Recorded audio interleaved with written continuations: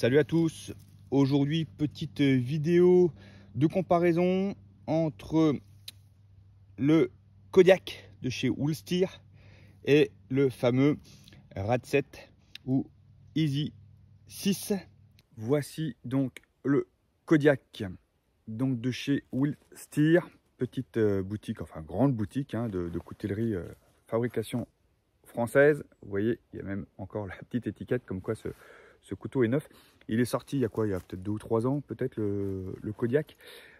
C'était un couteau que j'ai trouvé sur catalogue vraiment sympa. J'étais à 2 doigts de me l'acheter. J'ai pas franchi le pas.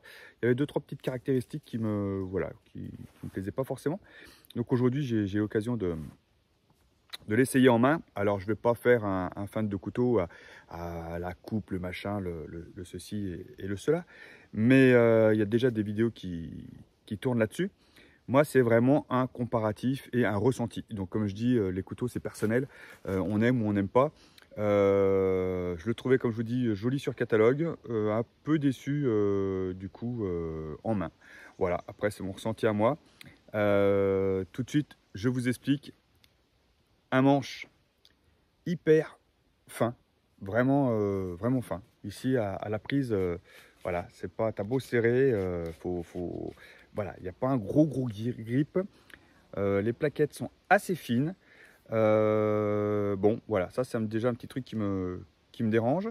Ensuite, vous voyez, les plaquettes sont rivetées, carrément. Un bon vieux bout d'acier inox là-dessus. Bon, ça veut dire que les plaquettes ne sont pas interchangeables. Donc une fois que vous avez vos poignées, on ne change plus. Le côté lame, à partir d'ici, le petit curve ici et le petit crochet, ça j'adore. Pour moi, il manque un petit peu de longueur sur cette lame, parce que la lame en elle-même, de là où justement il n'y a pas de choil par rapport au Easy 6, que je déteste d'ailleurs, ce gros choil qui ne sert à rien. Ici, on est vraiment sur un départ de tranchant directement au plus près de l'index pour pouvoir travailler petit, et ça, j'adore. Le truc qui me dérange, c'est ça, ici, vous voyez, là, ce petit creux qui sert normalement à venir allumer un fire steel. Le problème, c'est que ça a pris la place du jimping pour pouvoir y mettre le pouce. Donc du coup, ici, si vous appuyez, vous avez le pouce dans cette encoche. Et en fait, c'est hyper désagréable. Donc là, franchement, Kodiak, il y a un truc à refaire ou à repenser, parce que là, il faut un jimping pour pouvoir travailler propre dessus. Il fait limite mal. Donc ça, franchement, pas terrible. Ensuite, là, ils ont fait un marteau que je trouve un petit peu gadget.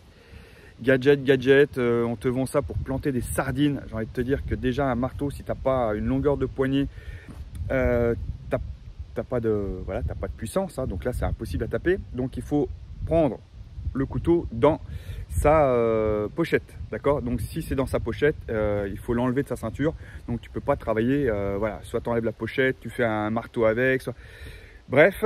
Et puis le marteau, à quoi il sert? À part enfoncer des clous et soi-disant des sardines. Donc ok, soit on est sur le terrain, on prend un bout de bois et on s'en sert de marteau, soit on va dans un camping et effectivement on met des petites sardines en ferraille avec ça. Mais c'est pareil, une sardine en ferraille, si elles sont rondes à l'ancienne, je vais vous dire que c'est pas fait. Maintenant, pour aller casser un coquillage vraiment en survie et puis d'aller essayer de lui péter la tronche, c'est pareil. À la rigueur, c'est soit tu prends ton dos de couteau pour casser un coquillage ou une noix de coco ou un truc, tu vas sûrement pas utiliser ça. Et voilà, donc je trouve ce petit marteau là complètement inutile, gadget. Le petit crochet ici, limite, il croche pas mal, donc faut pas, voilà, c'est un truc qui s'accroche un peu partout, donc aucune utilité. Alors pareil pour enlever une sardine, donc écoutez, si c'est pour enlever une sardine, voilà, ça reste du coup un couteau de camping et puis un couteau de survie. Donc voilà. Et de plus, pour ceux qui ont des mains un petit peu plus grosses comme moi, eh bien ceci, vous l'avez dans la main. Donc si vous allez faire un petit peu de volée, puisque c'est un couteau de survie, si vous voulez aller faire un petit peu de volée, on est obligé de se mettre un petit peu sur l'arrière, vous voyez, sur l'arrière, du truc pour avoir un petit peu d'inertie, parce que ici vous en avez complètement, vous avez rien du tout, puisque le marteau compense le poids de la lame, donc du coup il est équilibré, donc du coup il n'y a pas d'inertie. Donc voilà, donc il va falloir aller chercher un point de gravité beaucoup plus bas, et du coup eh ben, vous avez ce crochet en plein milieu de main pour aller faire de la volée. Donc eh ben, je suis encore sceptique sur ce Kodiak. Comme je vous dis, je voulais l'acheter. Aujourd'hui, je ne l'achèterai plus. C'est bien dommage. J'adore, comme je vous dis, la forme de lame. Je la trouve un poil short par rapport donc à mon Easy. Que je dis pas que c'est le must du must, hein, parce que l'Easy, il y a beaucoup de choses aussi à dire. D'ailleurs, je plonge, je vais le chercher. Si on fait un comparatif, voilà, au niveau lame-lame, si on enlève le choy, de l'Easy, hein, comme je dis, je l'enlève puisque le choil ne sert à rien pour moi. Tac, on a quand même un petit peu de longueur en plus sur l'Easy.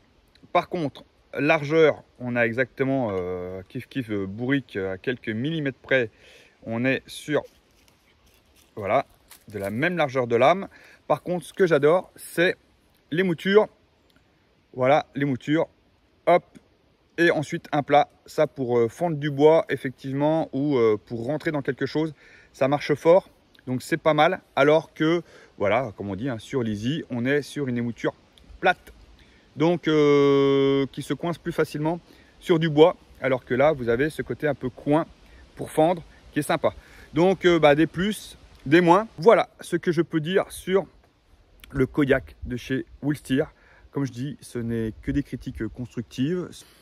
Mais voilà, vous avez mes ressentis, mon expérience et voilà, qui parle par rapport à ce couteau. Allez, un dernier petit point, vraiment sur l'étui. L'étui du Kodiak, donc gros nylon, gros truc sympa. Donc on range le Kodiak là-dedans, ok, pas de souci. Maintenant, il va falloir aller le fermer avec donc 2 pressions. Donc il faut un petit coup de main quand même pour le mettre à l'ouverture à 1 pouce. J'ai envie de te dire que là tout de suite maintenant c'est impossible. Attaché à la ceinture, bon, c'est plus facile. Ensuite, ils ont voulu faire un petit truc sympa, c'est-à-dire une double accroche. C'est-à-dire que vous avez derrière un passant pour pouvoir donc le mettre sur une ceinture. Donc ce qui est bien, c'est que le passant est détachable. Donc on n'est pas obligé d'enlever sa ceinture et de se foutre à poil dans les bois. On peut enlever ceci, le passer dans la ceinture, on le passe à l'intérieur. Donc ça, c'est bien étudié, c'est bien pensé. On referme et on a effectivement un passant assez large pour pouvoir donc passer n'importe quelle ceinture. Par contre, aucun système molly. Donc c'est là où je vous dis que voilà, survie, tactique, on est à côté du cahier des charges. Bon voilà. Et puis ils ont voulu jouer sur le port horizontal. Donc ils ont mis 2 petits passants ici. Hop. Et donc vous pouvez passer une ceinture horizontale. Le gros problème de cette ceinture horizontale, c'est qu'elle est à l'envers. Puisque là vous avez un étui droitier. Hop. Avec un couteau qui sort donc droitier. Et on peut utiliser. Sauf que lorsqu'on va le mettre dans notre dos, on va avoir une configuration comme ceci. Et du coup, on va être obligé de le sortir main gauche. Donc ça, c'est un problème. Donc au pire, faudrait, si on veut garder son côté droitier, puisqu'on est droitier, il faudrait mettre le port de ce sens-là. Sauf que l'ouverture, du coup, se retrouve un petit peu à l'envers pour ouvrir. Au lieu de baisser, il va falloir ouvrir en montant sur le dos. Et du coup, on va se retrouver avec un couteau de ce sens-là. Mais par contre, les passants, eux, sont à l'envers. Voilà, c'est dommage. Soit on est sur du droitier tout au bout et on reste sur du droitier tout au bout. Parce que moi, droitier, si je mets un passant arrière en gaucher, eh ben, je suis dans la merde. Voilà pour le petit étui Cordura. Donc, conclusion du Kodiak. Voilà, sur les tests de coupe, bon bah voilà, à la volée, je vous dis que voilà, faut vraiment mettre la main en arrière. Donc du coup, c'est pas terrible au niveau de la prise en main, tout simplement. Ensuite, au niveau du piquant, on a vu que le bout de lame remontait quand même assez rapidement. Donc voilà, on n'a pas un piquant non plus exceptionnel, hein. Lorsqu'on veut planter tout simplement notre couteau sur un bout de bois, on va s'y reprendre à 2 ou 3 fois parce que du coup on a moins de piquant que sur un Easy 6. Qu'est-ce qu'on peut dire encore que pour bâtonner. Alors je sais que il y a beaucoup de gens qui bâtonnent à fond, ils font un couteau pour bâtonner à fond. Bon, j'avoue que là, pour ce que j'ai fait, il manque quelques centimètres de lame. Hein. Faut pas prendre trop gros, mais on est quand on a fait un petit bout de bois gros comme ça pour le couper en 2 ou en 4 pour aller récupérer un peu de bois sec au milieu pour allumer un feu en conditions un petit peu humides, on est vite un petit peu limité avec le Kodiak. Bon, je dis pas que c'est un mauvais couteau, hein. Faut pas avoir des grosses mains. Je pense pas que c'est un couteau pour partir en jungle avec. Voilà, je pense qu'il y a d'autres couteaux typés plus survie que le Kodiak, même s'ils ont voulu, je trouve qu'il est un peu petit pour rentrer dans la catégorie des grands. Voilà, tout simplement. N'empêche que très joli couteau, très belle lame, mais voilà, il en manque un peu. Il manque de la longueur, il manque de la préhension au niveau du manche. Et ces ustensiles gadgets en bout de talon ne servent strictement à rien pour moi. Voilà, sur ce, je vous laisse faire, vous, votre conclusion. Si vous l'avez, n'hésitez pas à commenter. Si vous ne l'avez pas, à voir. Voilà, je vous laisse le choix et de l'achat ou pas de ce fameux Kodiak de chez Willsteer.